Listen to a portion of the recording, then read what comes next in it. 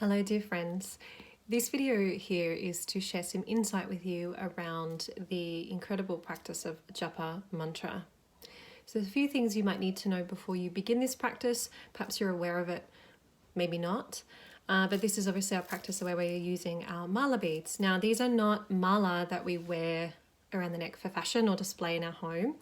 So the mala that we use for japa mantra are kept aside, generally like in a bag of some kind, and used exclusively for our japa mantra practice.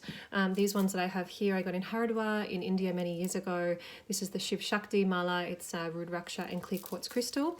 Probably most common you'll find is just all Rudraksha. You can use sandalwood, you can use whatever you like. Obviously a natural material is ideal, but don't let seeking the perfect mala be a reason to stop you from doing your japa mantra practice. I was introduced to japa mantra practice 9 years ago now, might be more than that. And it's an incredibly great way to help stabilize a very busy mind because it gives us something to anchor on, but then something to transcend beyond. So on your mala, you probably already know, but there's 108 beads plus a 109th bead, which we never chant on that 109th bead. We only chant on the 108. And we never want to let this touch the floor. We never want to let it touch our feet. Again, if we are using it in our practice, we might keep our hand inside the bag and use them, or we might put like a piece of cloth or a towel or something nice on our lap as we do the practice. So you are probably familiar with lots of mantras. There are many, many mantras, Sanskrit mantras that you're aware of. There's kind of mantras from other languages. Even people are calling affirmations mantras, but obviously we are speaking right now in the context of traditional Vedic chanting. Now, again, you may have heard of many mantras before, perhaps if you've attended kirtan or you are aware of them through music. So they're sung very, very exquisitely by many artists of both India and in the West. But singing and chanting in this way is, associated with kirtan and also the path of bhakti yoga. And this is beautiful in itself and has great richness and reward, if you will, and pleasure and magnificence.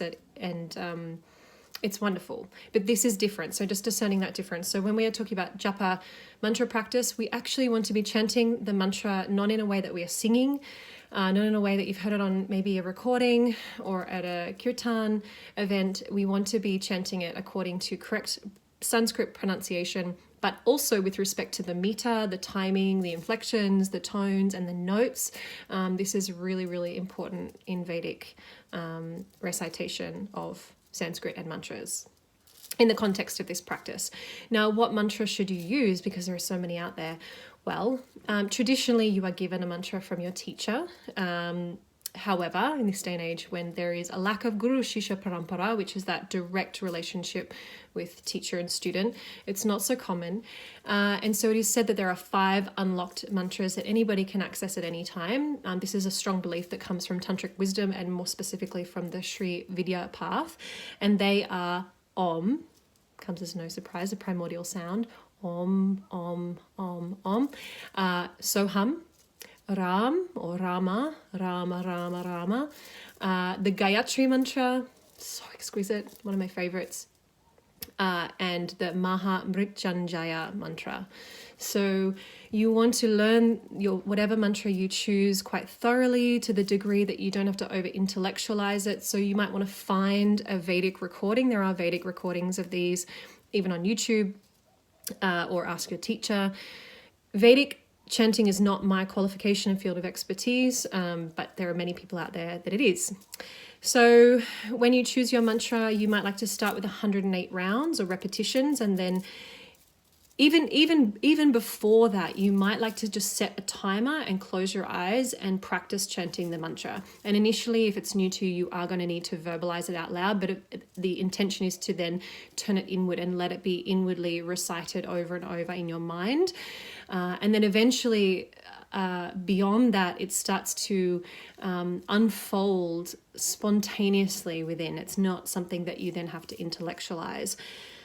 And in which case you can then add the addition of using your mala, and you never want to use your index finger.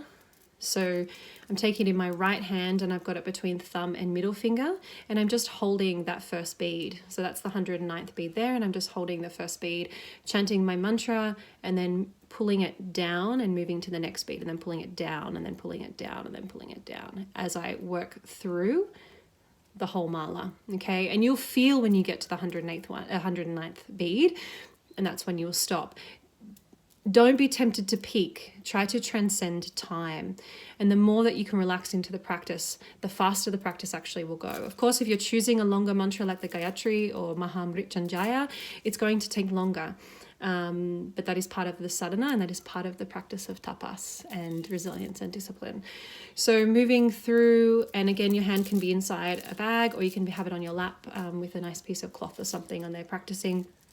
And ideally, if you can, in a perfect world, same time every day, but it's not, there's no reason to kind of, again, let your mind make up an excuse to not do the practice. Consistency is everything. So maintaining and working with the same mantra for a number of months at the very least. And once you become comfortable with one round of 108, then you're going to do 3 rounds in total. So we go from 1 to 3. And when you get to that last bead, you don't want to cross over that 109th bead. You want to flip your mala around and start again and go. You're always going the same way. I've probably forgotten something, but I hope that that was helpful. It's really nice sometimes, I think, when we do lack that connection to lineage and teacher, to have clarity on these practices and have access to these practices. And this is a really nice way to end your sadhana. So after asana, pranayam, let this be your meditation as you have really cultivated and stabilized prana in the body and the mind.